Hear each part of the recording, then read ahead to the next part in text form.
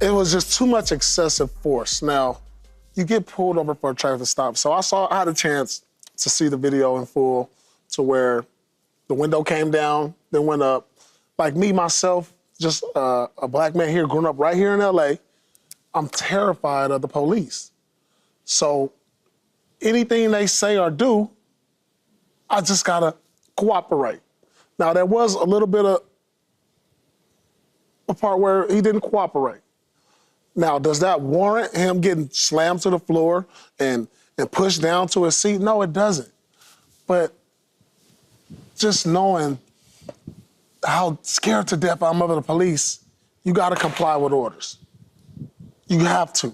But at the end of the day, the actions by the police don't warrant or justify a man getting dragged out his car, face down. You know who this guy is also. He didn't pose to be a threat, to be face down, handcuffed on the ground. I'm disappointed at it, I'm disgusted, but me, I know what it is. I know what it is. When you come across the police, there's just certain rules as a black man here in Los Angeles or in America, period, that window down, hands on the steering wheel, and try to make the situation go away as fast as possible. I mean, that's just it. That's it for me. You know, Joey, you say the reaction, like how did we feel, the reaction, what did we see, all of those sort of things. Number one, it was shocking, right? Yeah. Because once you saw the video, because video tells everything, right? We see this in professional sports all the time. We kind of reserve our judgments on things, and all of a sudden we see a video and it changes everything about the way that you process or you thought about something. And I would say this about the Tyreek Hill situation. He didn't do anything wrong. You could communicate any which way you want to law enforcement as long as you don't threaten them or attack them in any violent manner. If you verbally want to abuse them, that is not a law. There's nothing says you can't say something to them. Now, as far as the window up and down, okay. They knocked on his window. He gave him the driver's license. The end of the day, he closed his window again.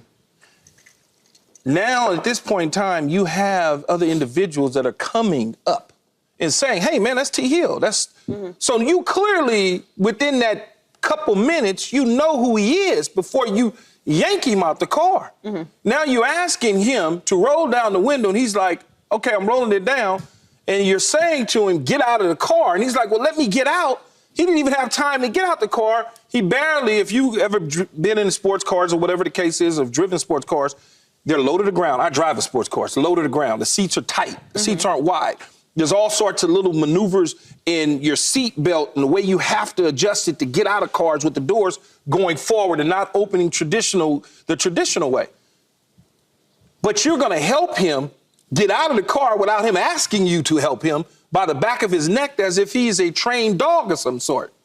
That's where you lose me, okay? Because I don't get caught up in, well, what if something would happen and if somebody, you know, I don't want to think like that. I'm just talking about the moment and the things that took place that we saw, which was egregious.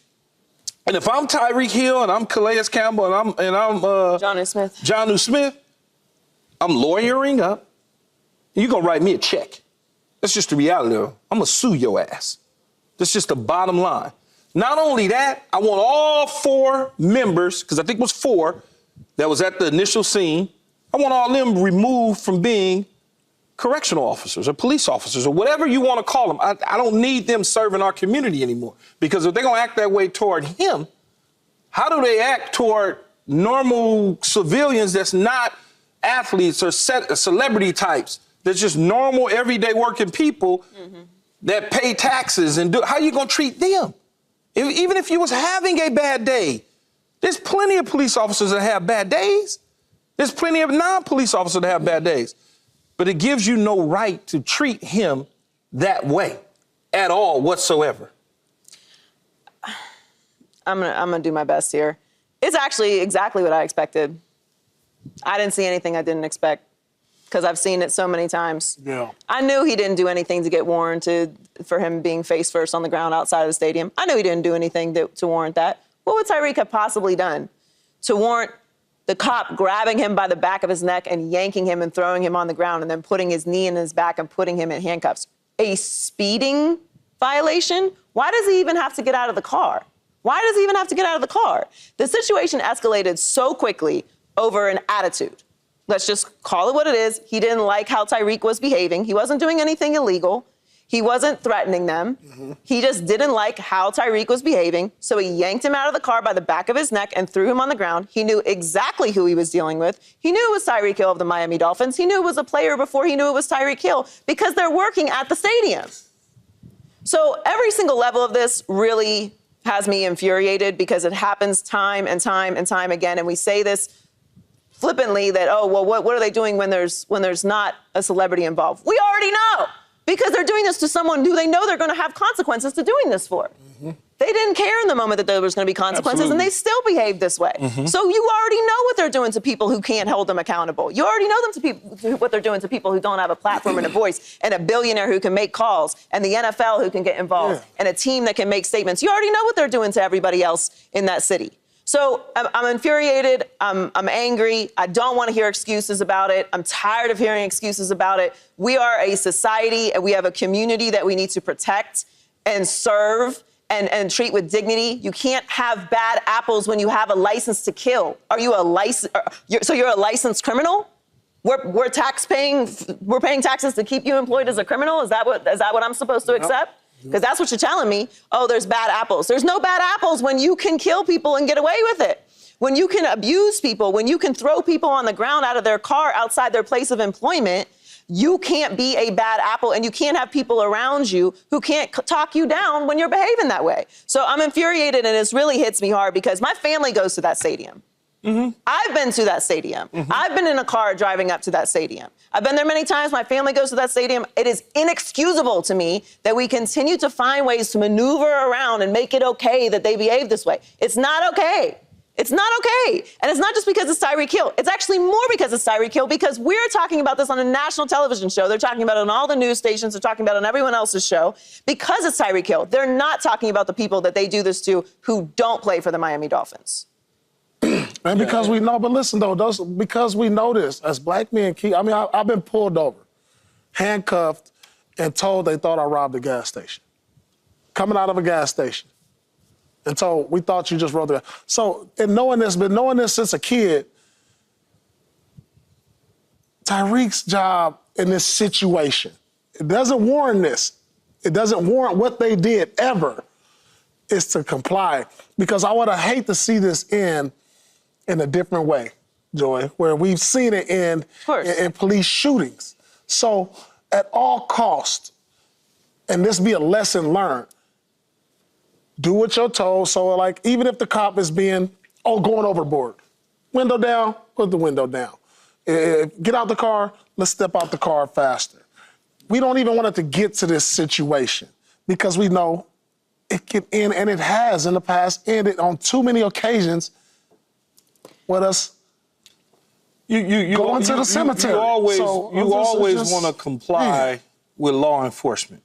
There's no question about it, Paul. Whether good or bad. But when law enforcement does not allow you or give you the time to comply with them, and they make their own decision that they're going to snatch you out of a car because you're not moving fast enough for them, what is Tyreek Hill supposed to do, man? Get a jetpack on his back and open up the door and jump out? He also didn't do anything to warrant them having him get out of the car in the first place. Yeah, because they pulled him over for speeding and he didn't have a seatbelt on. The man wasn't running around with drugs and guns in his car or stolen children. No. He got pulled over for speeding at the stadium, of which he was pulling into to work, which they knew before they dragged him out of the car. Not that you don't know, but what you think they there for? They there for traffic control. Correct. That's what they there for, to give tickets. They ticket writers. Right. And to make sure that there's no stuff going on. But really, they're motorcycle cops there to write tickets for people that's speeding through the parking lots and things of that nature. They're not there to try to snatch Tyreek Hill out of a car, but because, like Joy said, they knew who he was, they recognized him. Maybe there's something that they don't like. Maybe he catches too many balls or something. I don't know. But there's some sort of hidden agenda that was going on for them to treat him that way. Maybe they're not Dolphins, maybe they hate the Miami Dolphins. I don't know. But then not only him, His teammates. Yeah.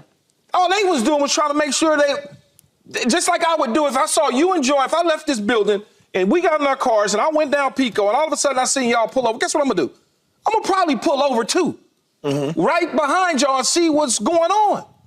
And make sure y'all okay, something his teammates was doing. But they started being aggressive toward them. At some point, if you are truly serving and protecting the community, yes, and you're working in the best interest of everyone there, someone should be able to say something reasonable to you to get you to calm down and take people who are clearly not being aggressive, who are clearly not threatening you, who are clearly not armed, out of handcuffs. Why are they in handcuffs? Why are they in handcuffs? Is your life in danger? Is your safety in danger? There's 4 of you and you all have guns. Why are these men in handcuffs? And you know who they are. So you know damn well they are not about to risk their careers and lives to do anything to you. So this is a power trip. You are abusing your power. Absolutely. There was no threat to the officer's safety at any point in this interaction. Absolutely. And then the union came out and tried to, they before the video was released, the union made a statement. And they kind of stepped in it by saying the cops felt as though their safety was being You don't need violated. to be working in this, but this is not the business for you. Kind of wild. If you can't work at an NFL stadium where players are coming in to go to their job 3 hours before and can't keep yourself from dragging them out of their cars by their necks, this is not the job for you. It really, I can't, I'm trying to stay calm, but it really is it is exactly what I thought I was going to watch. Nothing was revealing to me. This behavior happens all the time, and I just feel like I'm tired of saying, while you're right, Paul, and I act the same way with the police, we're conditioned to act that way because of these experiences. Why are the police not conditioned to treat people with dignity? It's just the sad truth of being black in America, Julie. It is. It's the sad truth, whether we like it or not. And this is what we got to teach our kids. It's not fair. It's not right. It's just the sad truth of being black in America. And we all know this. Subscribe here to get the latest from Speak, and go watch a few segments from our other shows on FS1.